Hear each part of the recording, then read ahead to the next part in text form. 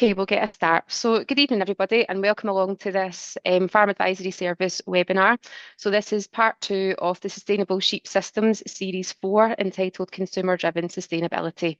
So, without further ado, moving on to tonight's subject, so the consumer and animal health. So the impact that we have when we're administering antibiotics and medicines to animals has an impact on the consumer, but why? What are those impacts and why should we be looking at what we are doing and why should health planning matter to farm businesses in relation to the consumer? And tonight I'm joined by two very knowledgeable speakers on this subject. So we're joined by Fiona Lovatt, who's an independent sheep vet living in North East England. She's worked with RUMA, which is the Responsible Use of Medicine in Agriculture Alliance, on the responsible use of antibiotics in the sheep sector since 2016. So a big depth of knowledge on the subject there. And she's also the chair of the Sheep Antibiotic Guardian Group. So well versed to take us through the first part of this evening. And joining her tonight is Emma Harle, who's a partner in C. Harle and Sons in Brandon Hall outside Durham. And Emma will give you a better introduction of her farming system and why health planning matters to her business later on this evening. So without further ado, I will pass over to you, Fiona. So for tonight's webinar, we're assuming that we've got an audience of farmers, and any one of these pictures, this might be your own farm. And as a farm vet, as I drive up to a client's farm, at the moment, if I'm hearing calves coughing in one of those buildings, or I'm looking at the fields and thinking there's lame sheep there, I can think in the back of my car I could have a bottle of antibiotics. But by the time it's 2044, in other words, 20 years on from now, I doubt we'll be able to have easily accessible antibiotics that will still work. Potentially, we'll have too much resistance within it. And for me, and for my farming neighbours, or for people like Emma, that's a massive concern, that people need to know they can treat their lame sheep or their coughing calves with an antibiotic when necessary. So that, I think, is really important from a farmer point of view. But we're not just farmers. We all, we have families. We've got kids or parents or relations who may need to go into hospital and have a hip replaced, or a child might slip over in the pavement and graze their knee and get soil in it and an antibiotic infection. And the antibiotics we use in people and our families that they use in the hospitals are the same as the antibiotics often that we use on our farms, which is why the whole thing is very much connected. So why does it matter? Well, back in the 1920s, so 100 years ago, Alexander Fleming discovered penicillin, and we've had it commercially available since 1941. So I'd suggest everyone listening to this webinar, every one of us has known that we've been able to treat bacterial infections throughout our whole lifetime, whether on our farms or in our hospitals. But it's really normal that resistance is selected for. So it means every time we either correctly use a dose of antibiotics or unnecessarily use a dose of antibiotics, we will reduce the chance of it working the following time. And we also know that whereas people in the audience might know about resistance in, say, wormers, they might know, oh, we've got white drench resistance, we can't use white drench in our worms anymore. Bacteria are actually cleverer than worms in that they can transfer that resistance across from one lot of a bacteria to another. So we might have resistance in a certain type of bacteria, and in the melee of the environment, plasmids can move that resistance to others, which is really concerning. So as a society, we've got two solutions. We either discover more antibiotics, or we are really, really careful to use what we have in a way that reduces the chance of resistance building up. It matters in the human population. This alarming is a kind of funny graph that goes around in a circle. But this is now 8 years old. Back in 2016, Jim O'Neill wrote this report, and he suggested that by 2050, there would be 10 million human deaths per year due to antimicrobial resistance. And I certainly looked at that back in 2016 and thought, maybe that's a bit of an exaggeration. That's a bit scary. We hadn't had the pandemic by then. We weren't thinking of deaths of millions of people across the globe at that sort of scale. But anyway, since then, back in 2021, in the Lancet, the medical journal, they published these figures from 2019.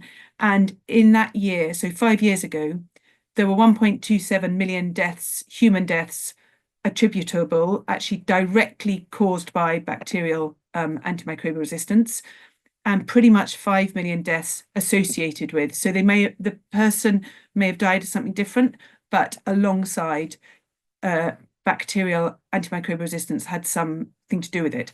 So when we put those two pictures together, I'm afraid we are very much on this trajectory to the 10 million human deaths a year by 2050. So it's really important from a human point of view. It's really important when you think of your kids or your parents or anyone going into hospital. But we have made really good progress in the UK in agriculture. And people might be familiar with these graphs or infographics. We've made dramatic progress in decreasing the amount of antibiotics we use as an industry. We don't want it to come to nothing. As vets, we really want there to be antibiotics available for us to use on farms when we need to. We've not only decreased the total volumes of antibiotic use, but the high priority, critically important. So this graph shows the antibiotics are important for people. Those are the ones we've really been keen not to use. We hardly use any in the sheep sector, to be honest, but across all agriculture sectors, we've driven these figures down. And quite rightly, UK farmers, UK vets are really proud of these graphs. Although, to be perfectly honest, this data is from more related to pig and poultry and fish industries. We couldn't honestly say as ruminant vets or farmers that our data goes in here because we don't have data from the ruminant industry. So cattle, dairy cattle, beef cattle, sheep sector, we have really poor data on the amount of antibiotics we use. And this is a problem. I think it's a problem for the UK because there are trade implications to that. So if we were still in Europe, then this year it would have become mandatory for us to be submitting national usage data for all our cattle. And then sheep data would become mandatory in 2027. We don't have to do that because we're not in Europe, but arguably the fact we're not in Europe means we have to tick the boxes even more rigorously. And there have been a couple of reports, both the Vet School Council and the FIIA, the Food Industry Committee on Antibiotics, and this report was picked up in the Vet Record. These quotes, people consider that we could end up at a competitive disadvantage because we don't have good data. And there's two trade implications for that.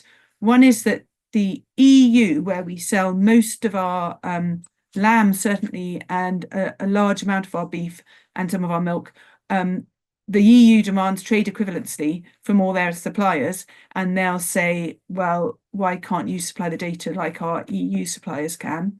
Or otherwise, other countries around the world who currently import from the UK and EU, they arguably could preferentially choose the EU over the UK because they've got the data and we don't. So there is a real burning reason for us to get more data. They've just published the UK VARS report last month, and you can see these pictures of poultry, pigs, game birds, laying hens, salmon, trout.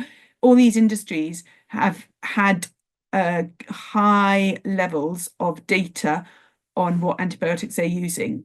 When we then go to the ruminant sectors, dairy, sheep and beef, we've only just started in the last couple of years to provide this data, and it's fairly small proportions of our industry. So all of us, all farmers, all vets, we all need to be absolutely committed to sharing data to prove what we're doing and to maintain our reputation. So when people come to you, whether you're vet or whether the government, and they whether you're farm assurance, and they say we need to know what antibiotic you're using to collate that data, please do be open and sharing it, because we need it to maintain our reputation. So that's a quick overview of the sort of political level. I'm now going to introduce my friend Emma, who I've known for the last 6-7 years since I went to her farm as a vet. Emma, can you please tell us about the flock? Yeah, so we're farming in the northeast of England. We have been farming for 100 years, well over 100 years, I would think, in some shape or form. We now have about, this is maybe a little out of date, but we've probably got around about 1700 Aberfield Cross Highlander ewes. I should say we're a traditional mixed farm, so we have beef as well as arable. And we're lambing inside from mid-March, and we choose to lamb our sheep indoors. And if I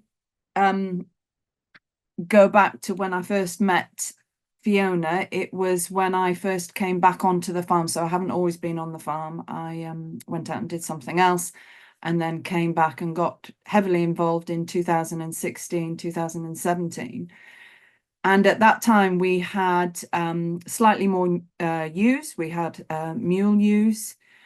And I had looked, not having come from farming, I was in a massive learning curve, and I had looked in 2017 at our figures and couldn't understand how we lost so many lambs. So I think you can see the screen there of the topping and the scanning percentage, and then how many lambs we actually took through to sale. And having done a bit of benchmarking, I understood that that didn't look, and it didn't feel very right, that we were losing over a quarter of our lambs. And that's where Fiona came in, and met Fiona at a HDB event, and I asked her to come and take a look. And at that time, we were giving every lamb born on the farm alive an antibiotic injection, so typical penicillin white Betamox, and also an oral dose of antibiotics. So that's how we met. Yes. so we thought, okay, there's two things we need to look at particularly here. We need to think about that medicine use, and when I said to Emma, why are you giving them those antibiotics, the answer was, oh, we've done it. I mean, a vet told us to do it, and that's what we do. That's what the right thing to do, you know. That so, and couldn't necessarily, no one particularly could identify what it was that triggered that. They'd started doing it maybe 10 years before, and that was just what happened. But we also needed to get more detail on the numbers to see the situation. So I started off by saying, well, can we collect some sort of records at lambing time? And I presented this sort of a laminated version of this tally chart, and said, you know, each shepherd just clicks that every time they pull out a live lamb, they put a tally and then one born dead, and add it all up at the end of the day. And Emma looked at me and she said, we've got a lot of shepherds here, and they are really not going to be writing things down at lambing time. You know, have you any idea how busy it is at lambing? So we're going, okay, can we do something? We still need the data. How can we do it that works in with the system? So that's when we came up with the dead lamb filing system. So this is literally, it's kind of 3 dustbins. I'd probably say it's 3 dumpy bags. It was, yeah. 3 dumpy bags with a ticker counter on the top of each one. So we bought them over the internet, little ticker counters, and literally, if one of the shepherds picked up a wet dead lamb, i.e. one that had probably not breathed or stood, hadn't properly been licked by its mother, it went into the wet dead bin and clicked the lid. If it was a lamb that was born okay and had been licked by its mother, but then had not survived the point of turnout from the shed, so it hadn't survived the first 48 hours, it went into the dry dead bin with the clicker counted. And then if it was a lamb that was pulled back in off the field because it had died out in the field, then it went into the field death bin. As simple as that. Tally counters. And we kind of looked at each other and said, really, do we think this dead lamb finding system is going to work? And it did. So I'm just going to ask Emma, this slide sort of summarises. We looked at this before between us and went through what is it that makes up a successful lambing, and don't know. Yeah, well, we're sort of first of all, we didn't have the data, so when looking at the overall deaths on the farm being 26%, what Fiona couldn't help us with is what to do, because we didn't know where those deaths were occurring. So data and details, having come from a different industry, to me is everything that you need to help you. You can't change something if you don't actually understand what's going on. And I think that was key to get the numbers, and we'll show you the numbers and show you what happened after that. But we didn't know whether it was disease threats. We didn't look at our process at all. The first year was just literally counting dead lambs, and the team were 100% up for that. It was such an easy process, and then that led on to really understanding and looking at the data as to what was happening, and it's quite telling, I think, when we get there. Yeah, so we're going to consider the disease threats, and we'll talk about watery mouth, we'll talk about joint ill, but then this sort of mantra: plan, prevent, protect, and looking at nutrition, colostrum, hygiene. So I want to first point out, so now it seems a bit shocking to be dosing and injecting every single lamb at birth, but that was pretty much normal practice. So this data from Edinburgh University students going out on their lambing placements when they're in the first year reported, so this is reported in 2017, 68% of the flocks that Edinburgh University students went to were using oral antibiotics just in case, and a quarter of flocks were using injectable antibiotics. And then I, at the same time, had a PhD student, Eliana, at the University of Nottingham. We had data from a major retailer, about 600 farms were in the group that supplied this supermarket, and we did a couple of surveys back in 2016 and 2017, and one of the questions we asked was who gives oral antibiotics to all lambs on the farm. And back in 2016 it was a quarter of farms were giving a dose to every single lamb, and it was down to 18% by 2017. I don't honestly think it was quite reduced that much. I think people have got slightly wise to the fact that it was a supermarket asking them the question. Anyway, either way, and a large proportion of those farms, 7% or 10%, were actually using off license. So people used to use little pills, which are actually dog tablets. They're not licensed for sheep at all, and that's quite significant. And it's quite significant because it means that data is not recorded. So it I mean, quite honestly, if you spoke to any member of the general public and told them that every single lamb born was given a tablet that's actually meant for dogs and not meant for sheep at all, they would be utterly horrified. But it was normal practice, I'm afraid to say, across the country. Hopefully it's not anymore. A colleague at Liverpool University, Jennifer Duncan, published this paper back in 2019, and they basically, these pictures on the top, these are all the different types of antibiotic. So you might recognize streptomycin, that's was in the oral dosa, ampicillin, penicillin, amoxicillin, that's like Betamox. And there are just 6 farms listed here, and it's looking at the antibiotics going along the bottom and the amount of resistance. This is proportion of resistant E. coli up the side. So E. coli is what causes watery mouth. Now, if you happen to be farm 9, pretty much every single one of those antibiotics you can use will not kill E. coli on that farm. All of these, this is 100% resistant, so they can't use that antibiotic. They've got to do something else. That's quite an eye-opener. This is just a warning. This is quite a distressing video. This was shared, actually, it's a European colleague back at the International Sheep Vets last year. And I'm going to play this video. And basically, this first pen, this lamb is 6 hours old, this pen. This pen is 12 hours old. This pen is 18 hours old. And this pen at the end is 24-hour-old lambs. And I'm afraid it is as distressing as it looks, in that by 24 hours, over 80% of those lambs have died. Now, this is a milking flock. They remove the lambs at birth, they dose them with colostrum, and they put them in these pens.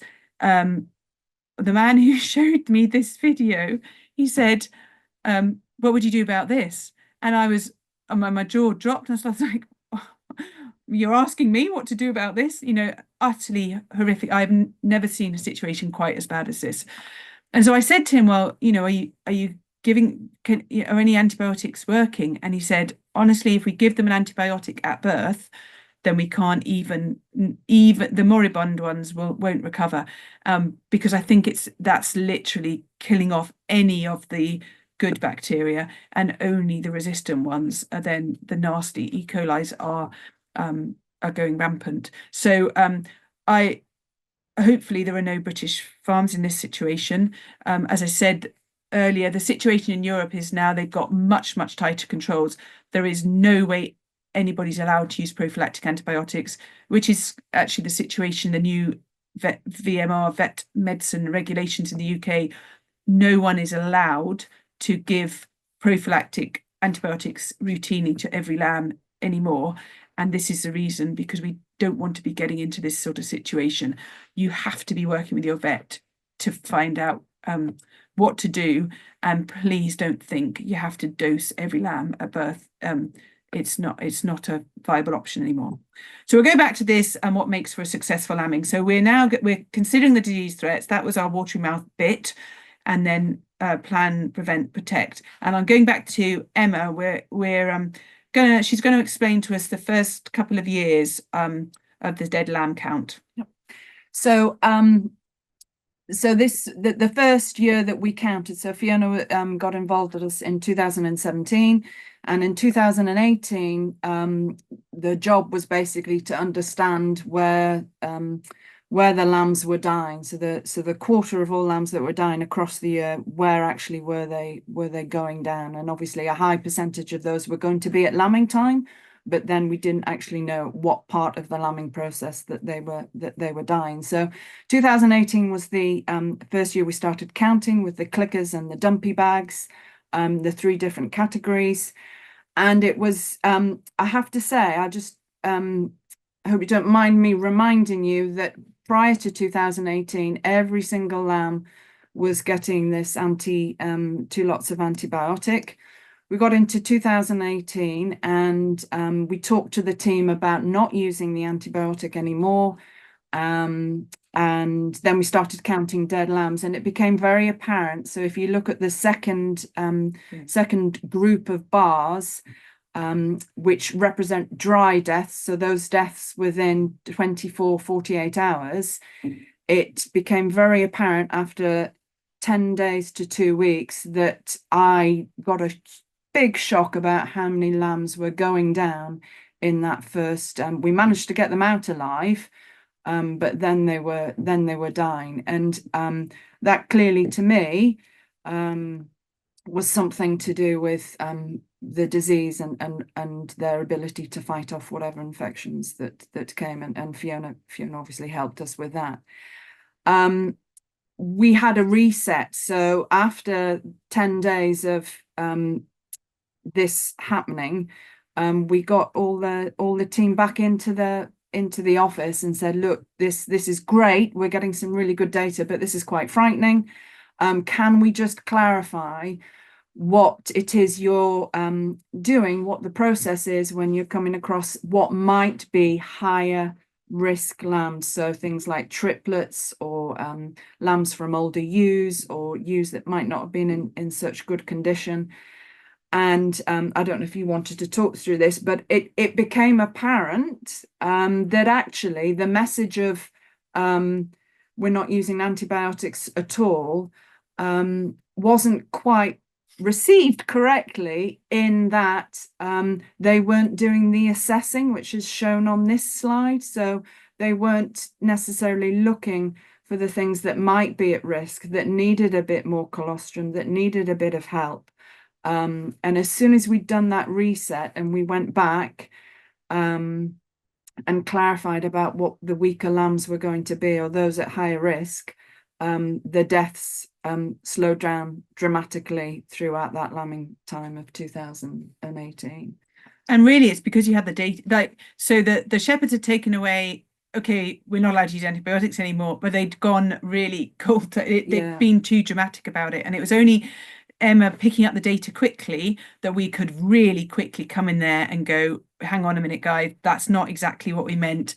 Let's be a bit more measured, which is why so this is a exact copy of, I can remember printing this up, we laminated it, we put it on the sheet, on the wall of the lambing shed, and said, right, you can dose lambs or make sure you're concentrating on these the colostrum. And I think that was the key part. We just not quite got the colostrum bit of it right, which was the key to everything, really. So we got the don't use antibiotics and count dead lambs, but we'd really not absorbed what we had to do differently. So then we started to focus for the next year, so using antibiotics in quite a measured way then, and also looking at colostrum. So for that, we will start with this in the middle plan. So planning ahead, and that meant analysing the forage and arranging a quality diet. Having a proper plan, which Emma is a master of, but making sure that for newborns, maximise the colostrum and minimise the stress, and then monitoring colostrum quality, keeping good records. So that's a plan. Plan, prevent, and then these were lambing inside. So actually clean, dry, draft-free buildings, plenty of fresh bedding, lime underneath the bedding before bedding up, good hygiene, just making sure the conditions were both hygienic and appropriate, and then preventing problems. And that was making sure the ewes were fit and well fed. These are bars of gold in this ewe. So making sure she's in correct body condition score with a balanced diet. She's fully vaccinated. She's sound. A lame ewe, that's fantastic for plenty of bugs. And making sure she's dagged and clean.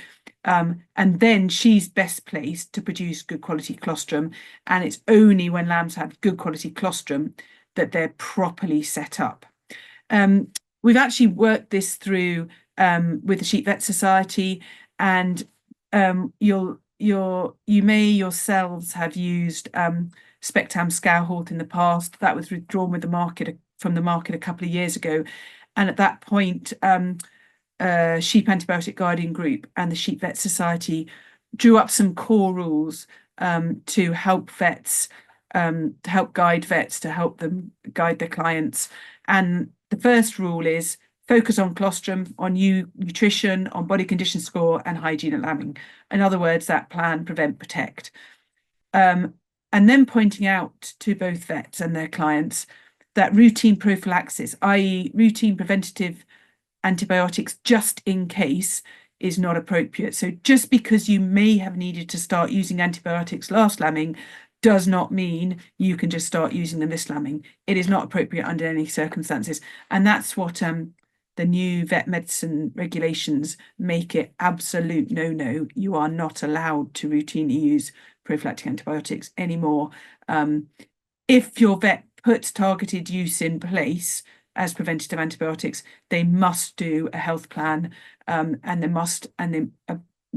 you must not be in that situation again. So you can work with your vet and turn to antibiotics when you have to, but there must be a clear plan to prevent that. So in no way must antibiotics be used because the management or the environment or the nutrition is not right. All of that has to be sorted. So But colostrum, I'm going to go back to Emma and talk about colostrum. Yeah, so we go back to 2017, we were giving antibiotics to everything. We understood the numbers, and actually when we had a reset and really reminded ourselves how important colostrum is and how much they get and when they get it, it made a big difference. And we also started, you see in the bottom left hand side, we were expressing colostrum from ewes that had plenty to give to those that might not have, and also the Brix refractometer. Yes, to test the quality of colostrum, which it looks really it's really simple, like really simple, and the team actually really enjoy doing that bit, both the expressing and also testing the colostrum. So once we had this upset, we understood that we had to go back to colostrum as gold. And if we just move on a slide, please. So if I can show, if you see the blue bars for the dry deaths. So in 2018, we had 191 dry deaths in the first 5 weeks of lambing. We nipped the problems in the bud within that year, but then the following year, 2019, which was the year that we really got up to speed with colostrum from day one, colostrum, you can see the difference in the lamb deaths within that year. So it's gone from 191 to 113, I think it is. So that was great. That was fantastic. We planned, we worked with our vets, we worked with Fiona, and we got things sorted out. We then went into 2020, and 2020 was, as we all know, was COVID. So actually all our plan was for the year of 2020 was just to get through lambing. We didn't know whether we had no external help. It was just the team. We had all these regulations that we had to put into place, which was tough, but we got through it.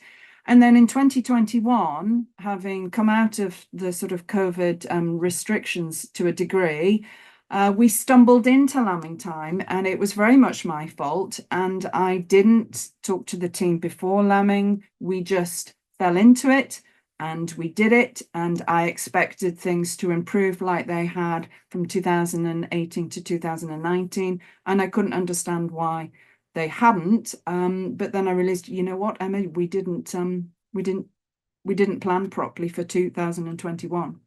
So that just gave similar results, basically. We also wanted to record lambs with their mums, and we started tagging at birth, and that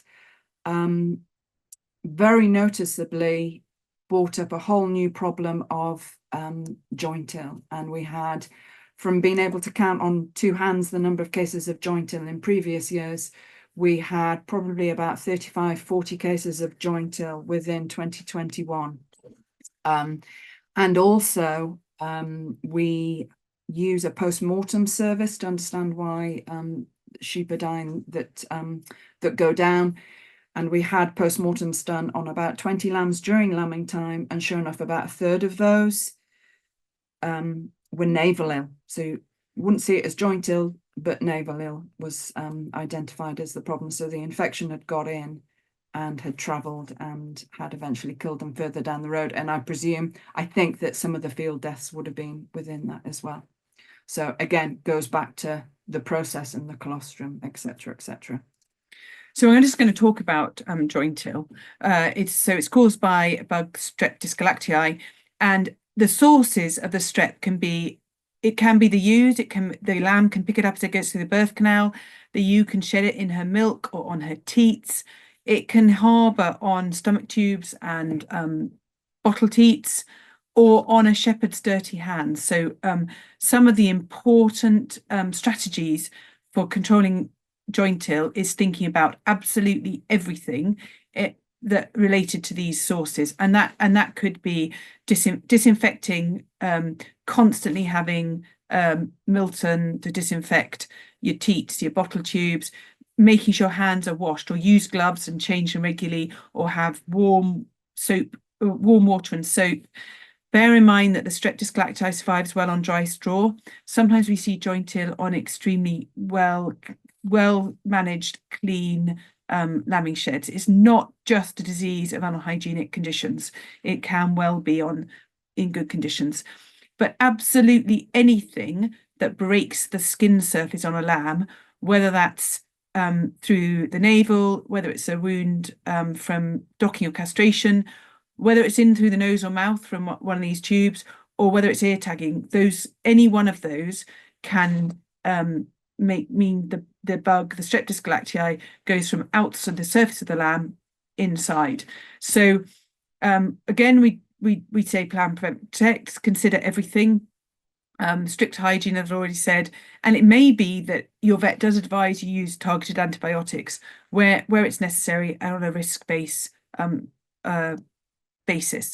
So but that is in the short term, and it may be that your vet decides a group of lambs born that because you've got a case of joint ill, you have to start giving antibiotics. What it doesn't mean is that you will absolutely need to give antibiotics for every lamb born into that flock in future years. This picture here is actually a colleague of mine, her Suffolk Cross ewes. They've had really nasty outbreaks of joint ill in the past, and she's had to go in and put antibiotic treatment in place. Also look at the building, and she's actually tracked when joint ill occurs, and it's when the conditions are wet or it's the moisture's built up in the building.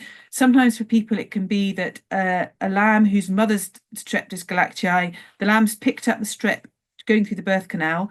That lamb then is put in a trailer to be taken out to the fields, but the trailer's not cleaned out for a couple of days. Then every subsequent lamb that goes into that trailer picks up the strep, and every single one of those lambs is then potentially going to get joint ill.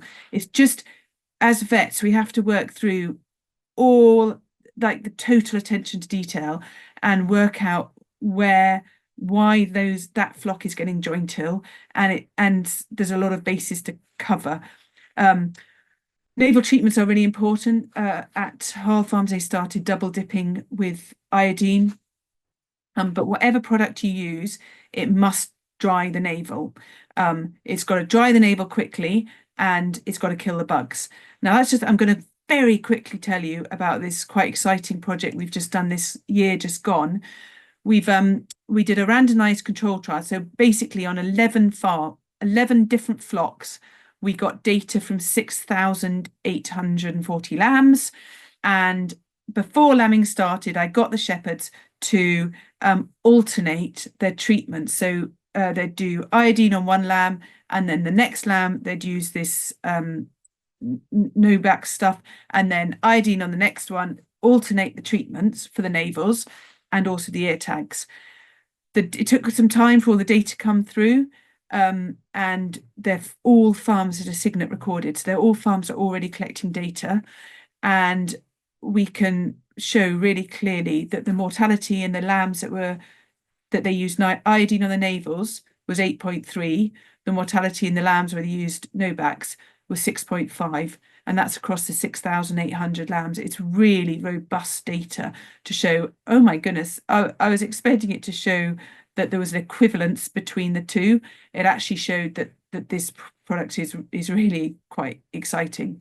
So it showed some other stuff. We also they were all lambs that weighed at 8 weeks old. In fact, the live ones, the no-backs, were heavier at 8 weeks old as well. That was also significant. But another thing, we were able to compare dipping and spraying, and very, very conclusively, it showed that dipping navels is well worth doing. So across each of the different, whether the farms were some spray, if they were already spraying with iodine, then we asked them to do exactly the equivalent to what they usually did in their alternate lambs. And across the board, farms that were dipping navels had lower mortality than farms that were spraying the navels. And also across the board, farmers agreed that treating the ear tags. So here we've either sprayed the no-backs on the tagger itself, or sprayed it on the ear, or the real belt and braces people were doing both, spraying on the ear and spraying on the tags. Sometimes the tags, you can just put them in alcohol themselves. The reason the product seems to be so effective, it not only dries things out really quickly, but it's got some shellac in it, which is like nail varnish, so it lasts for a bit of time, which is why I think it was having a different. Anyway, just to let you know that it's not often we get really good data off sheep farms. So I'm really excited about this. Not only to get really good data, but we could show a really promising result as well. So I'm going to go back to Emma now. What happened in 2022? Well, if you just go ahead one slide. So 2020 about COVID, 2021 we just fell into lambing. We had huge amount of joint ill, which kind of made me think, well, actually our environment is very dirty. We had a third of our lambs that were post-mortem come up with navel ill.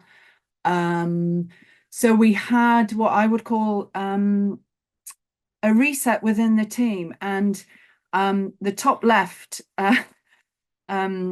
picture there shows supposedly Einstein said that insanity is doing the same thing over and over again and expecting different results. And kind of in 2021, that's exactly what we were doing, or exactly what I had led the team to do, which was just do what you did last year and you'll be fine. Well, it doesn't work like that. So we broke down the whole process with the vet's help. Fiona was there. We played a really enjoyable game, which was really about communication. And it really demonstrated to the guys that they all had a part to play, but they all needed to know what they were doing and why they were doing it and when they should be doing it, and not to assume anything. And the whole process was reworked by the team based on the results that we showed them. So if we just flip back to that screen, sorry, maybe go forward again, sorry. So this is what they came up with, and we had lambed the same way for many years, and we'd used blackboards for many years, but maybe not for the right reasons and not recording the right data. And what the team came up with is a protocol, a lambing process, and a lambing protocol, and a board, what we call a blackboard protocol, which is like a maternity ward, which is exactly what it is. And it shows what's going on in that pen and when we should intervene and what's being done and when it was done and what they were given. And actually those pictures that Fiona's got, if you could see the lambing pens this year, they've come on again. It's been tremendous to see. And also talking about cleanliness, the picture that's in the top, if I'd showed you a picture of 2 years prior to this one being taken, that lambing station, as I call it, was filthy. It was untaken care of. Things were thrown onto it.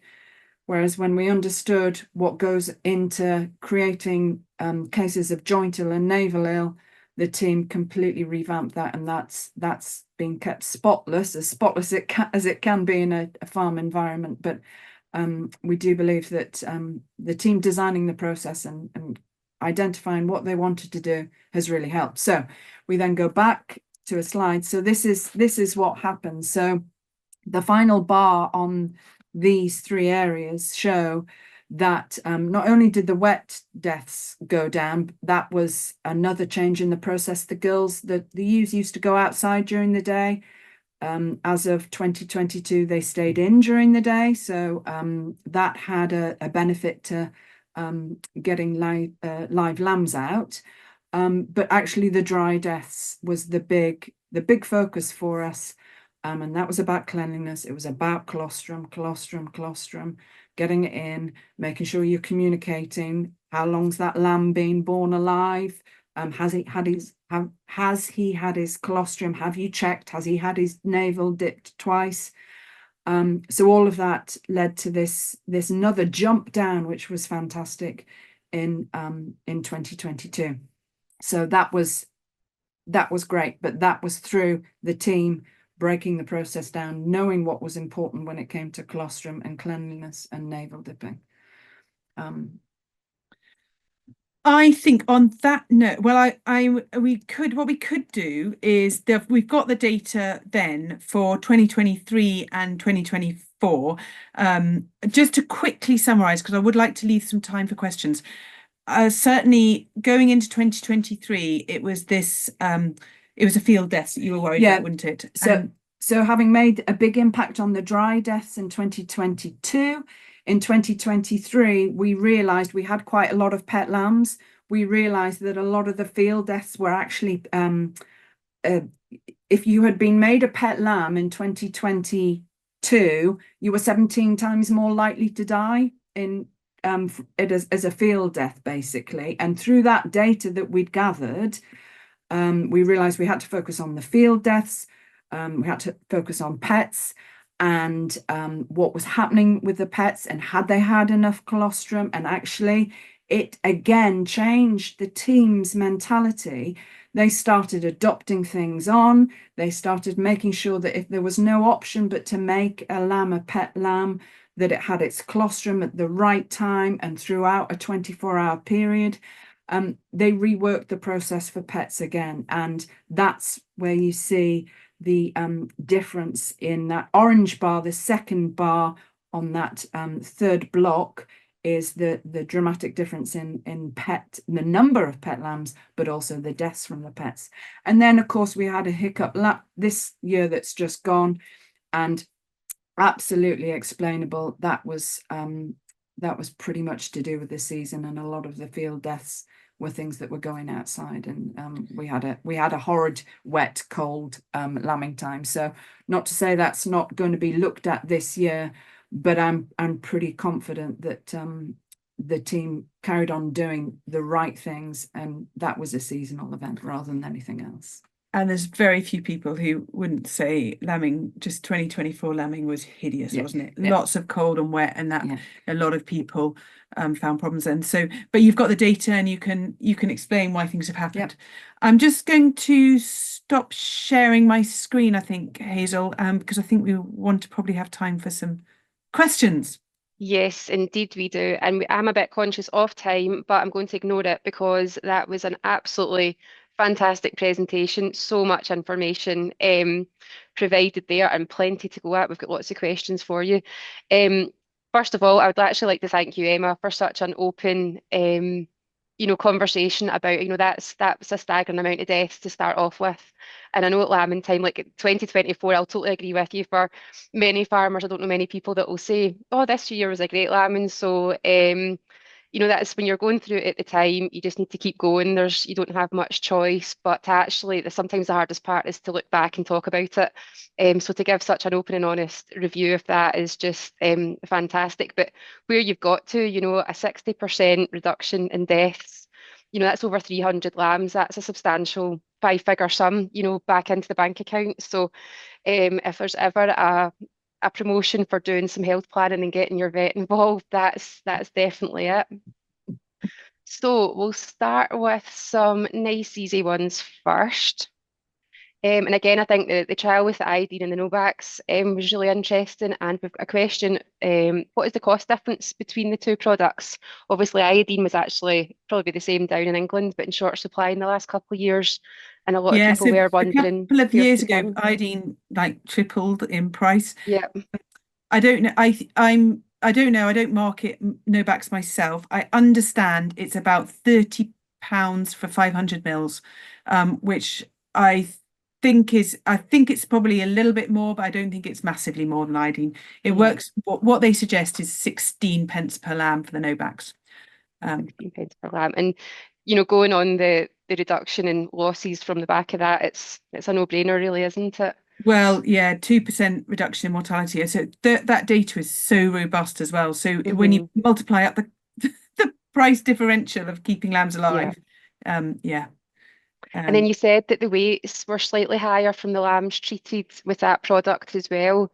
Do you think that was just a result of, no challenges to infection or anything like that? Or do you think there was anything else, any other factors contributing to that? I think we don't know, but we can use weight gain often as a proxy for health. So and we've sliced that data in so many different ways, but we've done kind of stats on it, and we managed to compare because obviously that people are treating them alternatively, we've got actually paired twins, so we can compare one twin to his mate who was treated with the other thing. So I'm so confident the data is really robust, because we've gone around it in so many circles that I'm pretty confident in saying that if you've got 1,000 lambs, you will end up with 18 more alive at 8 weeks old, and between 350 of 500 kilograms more lamb weight in that flock of 1,000 lambs, which is it's really significant. It's quite impressive. Yeah, it is indeed. So and following the same line, what is the time interval recommended between, the double dipping and navels? How long are you waiting between those two dips? So most people would say for approximately 4 hours. To be fair, there is no data on, there's no justification for that. That's just experts have said, well, I suppose this is the right thing to do. With the no-backs, because it's got this protection in, and I don't have the data on it, but I'd kind of guess it may not be necessary to read it because it has that duration, but I don't have the data to say that. So if you're currently double dipping, I would still double dip, just because I wouldn't want to stop people. And perceived wisdom is 4 to 6 hours for dipping. I just noticed someone saying on the slide it had the spray. It's sold in a bottle. They'll give you the spray, and if you're doing it on ear tags, you could spray. You can also, I personally would pour it into a dipping cup and dip with it, because we know that's better for mortality. Some people, for very practical reasons, won't dip because people knock it over or they just can't. If you are going to spray navels, the secret is spray the navels so thoroughly you may as well have dipped it. In other words, the reason spraying doesn't work is because you spray from one direction and you don't get the other side. You've got to spray it as thoroughly as if you dipped it, and quite honestly, then you may as well just dip it. But one of the farms in the trial, it was a big farm with they had over 2,000 lambs born. His shepherds sprayed them all at birth and then dipped them 12 hours later. And his mortality data came exactly halfway between the sprayers and the dippers. It was kind of, and I'd say, well, I know it's convenient to spray initially, but actually, if you could possibly persuade the shepherds to dip them immediately, I think you would see that uplift in mortality. I've done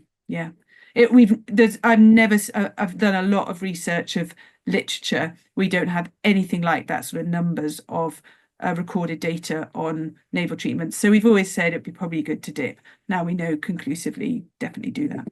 It's just, and I think that's really useful, because it's something, we get asked a lot. We run a lot of different, you've got your flock health club, and we've got a lot of different sheep groups and things like that. And that's always a key point of discussion is, what do people do? What do they use? Do you dip? Do you spray?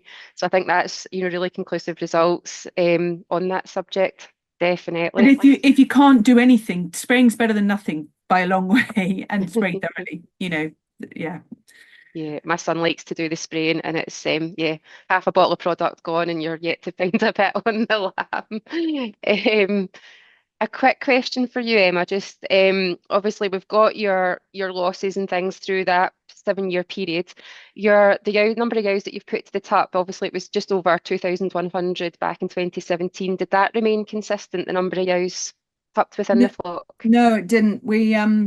We probably lambed about 1,600. Well, no, closer to 1,700 last year. We went from mules to Aberfield. So mules used to scan very high,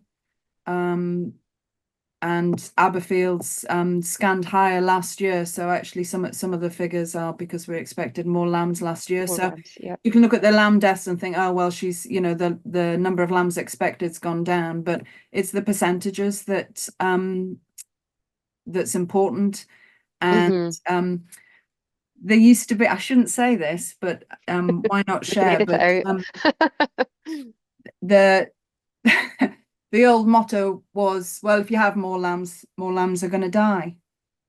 That doesn't sit right with me. It's amazing how often you hear that people saying, "I want a high scanning because only you can afford to lose some." And I just the thought of feeding a ewe for triplets just so you can waste a few lambs. You know, how many times do people put all that investment into a triplet ewe to then send her out with a single lamb? You know, so and it's not good. It's not good for anything, including the psyche. But when we show these numbers to the team, we show it. So if we're expecting 10% less lambs because our scanning's been down, they get these numbers, and They've got a target. they're allowing for that, so that they know that, oh, okay, yeah, we think we're doing great. You are doing great, and actually you're doing more than great because you're expecting to lose. Do you see what I mean? So they have the numbers allowing for the fact that the scan's gone up or the scan's gone down. Went down. And actually, while you're talking about your team, like I think that's something to highlight as well. You know, the commitment that you know that your team have got to their work, and especially you for involving them. Like that's something we talk about quite a lot. You know, is involve your team in every management decision that you make. Sit them around the table and talk about it. I don't think you can actually, you know, value that enough. It's so important to get It's everybody so involved in important, these decisions. and they are the ones that are doing it, and they know what Yep. can be done, and they know if you explain, show them the data in a simple way that they can relate to, they know what can be done. And I promise you not, and Fiona will vouch for me, they designed the process that took them from the dry deaths down. And that gives them more reward, doesn't it? You know, when they see the results at the end of the day, and they're proud of the achievements that the team have made, and it gives you that encouragement to keep going with the process. Definitely. And they want to know for the next year. So every year since the 2021, where I skipped not having the meeting, they want to know. And Fiona's involved every year. She comes out and they talk about what they're going to do. And it's not about what I want them to do. No. Or what Fiona wants them to do. Invested because it's their plans. We'll say, well, how are we going to get around this one? And then we fight it out and have flip charts and everyone. But actually they've designed the process, so they're invested in making it work. And that's really important. Yeah, it's really, really key, isn't it? Yeah. Good. Right, okay, we've got the questions are absolutely flooding in. So one of the things that we should probably talk about is obviously you mentioned the Spectam getting removed from the market a few years ago. How have the number of cases of watery mouth in the UK sheep flock changed since that drug was removed? Because there was a huge panic when producers found out they couldn't get that anymore. And probably that's when a lot of people thought, right, we'll go to an antibiotic injection for every lamb. But what was the impact from that product being removed? Is there any figures on that? There's very few figures. So I don't have like across the country figures, but I know most vet. So the only people I've ever talked to have said it has not made any difference at all. So for a lot of farms, they did it in a very measured way because people were reducing the same way that Emma did, gradually. They didn't just, it stopped suddenly. And so where we have the data, like for example, for Emma's farm on individual cases, then most people who were dosing every lamb found they didn't have to. So with a lot of farms would say to them, you can have a bottle. If you have to start using it because it's a Sunday or can't get them the vets, then please do. And the number of farmers who came to me after lambing and said, you know what, we never used that bottle. Why were we doing that anyway? And you know, so it's so valuable to have the data to prove yourself. But for a lot of farms, it's just confidence. And the ones who have the data have the confidence. Other people are too scared to stop. And it needs, it's both the vets and the farmers needing that confidence. But we have so many anecdotal reports or people like Emma who've just, you know, that is not a problem. And so, you honestly cannot justify either oral dosing or moving across to injections. It is totally indefensible, I'm afraid. Sorry to interrupt, but I you know, our losses prior to 2018 were just as high, 26-27%. I don't think, because everything else wasn't quite right around it, I don't think the antibiotics were doing anything. And I bet your team had a big sigh when you told them you were removing the antibiotics. But the reality is they weren't quite sure why they were doing it. And I think you can actually apply the same theory to the fertilizer. A few years ago when the fertilizer rocketed in price and people went, well, I'm not paying that, and didn't put on as much. It was almost like this shock that, oh, the grass still grew in the spring and we didn't put as much on. Maybe we can do without a lot of this. So, yeah, it's sort of just the Sometimes it's fear a of crop. change. Yeah. Yeah, and I did notice a question that asked about other products. It's Yep, always sorry, that was my important to next get the question. data. Yep. It's always important to know the data. So I've done some work in Wales where people have used a dose instead of an antibiotic, and we haven't been able to show any difference in it, to be honest. So but knowing that, having that data is crucial, because otherwise you're just working on sort of, well, I've just paid £1 a lamb, so it's got to work, and it's just yeah, make sure you have the data, or make sure the person selling the product has the data. Yeah. That's really important. So, obviously the main time where antibiotic use will be high is lambing time, but thinking of the calendar year, are there any other opportunities? What's the rest of the low-hanging fruit to reduce antibiotic usage? Is there any other spells where you think people, Well, out with lambing? lameness is a key. Lameness is really important, and people do use a lot of antibiotics for lameness. What's really important with lameness is if you've got a sheep that's lame with either foot rot or CODD, cod, it is correct to use injectable antibiotics. And the whole thing, and that's where we go back to plan, prevent, protect, is that you need to work with your vet and plan ahead to prevent them becoming lame in the first place, because once they are lame, you have to use an antibiotic, and it's wrong not to do that. So we have to go a whole step back, and that involves, people will know the 5-point plan, and it is complicated, but there are, it's not complicated, but you really need to work on it, and cover all the bases again. So it just it's something that would be worth walking alongside your vet with, and not kind of just assuming it's the same old, because once you've got lame sheep, you've got to go in there with an antibiotic. There isn't, that's the right thing to do. So yeah, I'd say lameness is a big one. I suppose lambing time itself, injecting ewes with antibiotics, sometimes it's necessary after a dirty or difficult lambing. Actually, it's far, far more important to give an anti-inflammatory, a pain relief, to help that ewe start milking. It's not an antibiotic she needs. It's pain relief and anti-inflammatory usually. Yeah. Good. That's the thing. It's not about eliminating antibiotics. You said earlier it's about the responsible use of it. So that's the key word, isn't it? Responsibility. Right. I think we're getting a little bit tight for time. There's still some questions coming in, but we'll have a look at these afterwards, and we'll get some of them answered out with the webinar. Before we finish, because there's been so many tips and pointers and things. I mean, Emma, you've spoken about the blackboards at the lambing pens, your clickers. And it's funny, we had a farmer that used that on a different side of the scale for problems with ewes, monitoring ewe traits, so any prolapses, mastitis, boxing lambs, that kind of thing.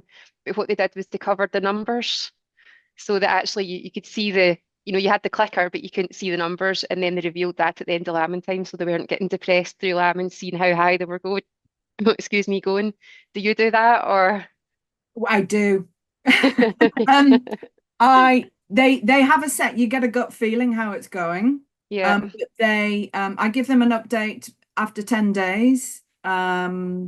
And we talk about it, but usually it's been good news. It always is good news. And if if the numbers have gone up slightly, big deal. The really key thing that we talk about with the team is not to focus on the numbers, but focus on the process. And if they focus on the process, everything else will flow through. No, it definitely sounds like a well-oiled team anyway, definitely. If they ever resign, you can give me their number. There'll be plenty of people looking for a team like that, I'm sure. Okay, so before we finish up the questions, Emma, your 3 top tips for people listening that are maybe thinking, right, I want to improve lamb losses, I want to take a step forward to look, and what are your 3 top tips? Where should people start? Yeah. From me. understand your data. Understand where the losses are coming from. So I'm a data person, and I think you can only make some judgments on that. Don't always do things just because you've always done them. I think it's really key. Learn from how it's been done in the past, and understand.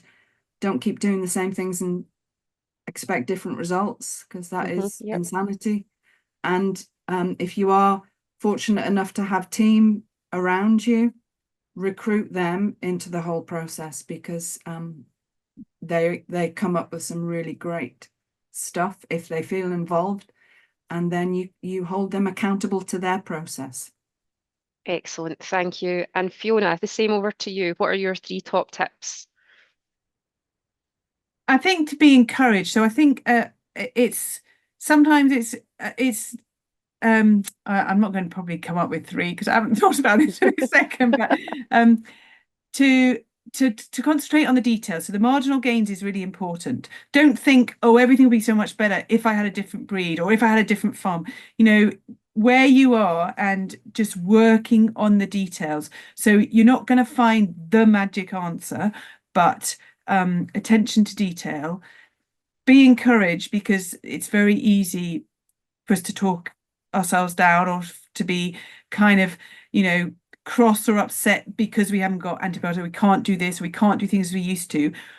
Things change, often for the right reason or for good reasons. So be encouraged by that, and actually work with others. So some of the most encouraging stuff is when you see groups of farmers helping each other or showing each other, so yeah, and work with your vet through that as well. So where we've had vets working with groups, which particularly in flock health clubs or whatever, is really encouraging and empowering. And so I just encourage people to look on the positive and to see that things can get better. Yep, excellent, good advice. And I think probably listening to the pair of you, I think a couple of my top tips from your discussions would be always going back to the nutrition as well. It's something we've not really spoken about tonight, but quite often when we talk about health, it does all link back to nutrition Absolutely, somewhere. So definitely. getting that right's really important. And one of my top tips would be to buy the Brix fructometer and have a look at colostrum. I think you can get quite obsessed doing that, as you say. Emma, the team quite enjoyed doing that. And I know it's something we do at home, and my husband was horrified when I told him what I wanted them to do one lambing time when I was busy at the office doing Ajax. And but soon after he'd started it, he was absolutely obsessed with it. And it's great looking at the results and seeing what the colostrum levels are like. So I would say that's one of my top tips. It's about, I think you get them for under £20 on Amazon, and obviously it's You do. something. That's exactly £20 is all it Yeah. is. And even the milk pumps, so they're about 130 or something. Farmers always look at that and go, oh, that's really expensive. But I have never met someone who has bought one and regretted it. And Never. regretted it. Yeah, exactly. It makes life a lot easier, doesn't it? Yeah. Right. Okay. Thank you, guys. That was a really good question and answer session.